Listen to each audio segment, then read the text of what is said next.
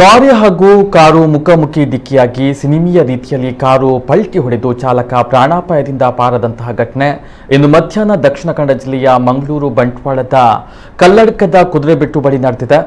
ಇನ್ನು ಮಧ್ಯಾಹ್ನದ ವೇಳೆ ಮಾಣಿ ಕಡೆಯಿಂದ ಬರ್ತಾ ಇದ್ದ ಕಾರಿಗೆ ಬಿಸಿ ರೋಡ್ ಕಡೆಯಿಂದ ಹೋಗ್ತಾ ಇದ್ದ ಲಾರಿ ಡಿಕ್ಕಿಯನ್ನು ಹೊಡೆದಿದೆ. ಡಿಕ್ಕಿಯ ರಭಸಕ್ಕೆ ಕಾರು ಸಿನಿಮೀಯ ರೀತಿಯಲ್ಲಿ 2-3 ಪಲ್ಟಿಯಾಗಿ ಹತ್ತಿರದಲ್ಲಿ ಇದ್ದಂತಹ ಭಾರೀ ಹೊಂಡದ ಅಂಚಿನ ಬಳಿ ಬಿದ್ದಿದೆ. ಅದೃಷ್ಟವಶಾತ್ ಕಾರ್ನಲ್ಲಿ ಇದ್ದಂತಹ ಓರ್ವ ಚಾಲಕ ಪ್ರಾಣಾಪಾಯದಿಂದ ಪಾರಾಗಿದ್ದಾನೆ.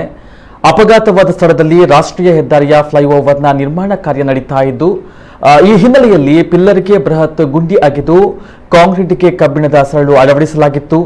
ಡಿಕ್ಕಿಯಾದ ಕಾರು ಹೊಂಡದ ಅಂಚಿಗೆ ಬಿದ್ದಿದೆ. ಸ್ವಲ್ಪ ತಪ್ಪಿದ್ರೂ ಪ್ರಾಣ ಹೋಗ್ತಾ ಇತ್ತು ಎಂದು ಪ್ರತ್ಯಕ್ಷದರ್ಶಿಗಳು ಹೇಳಿದ್ದಾರೆ.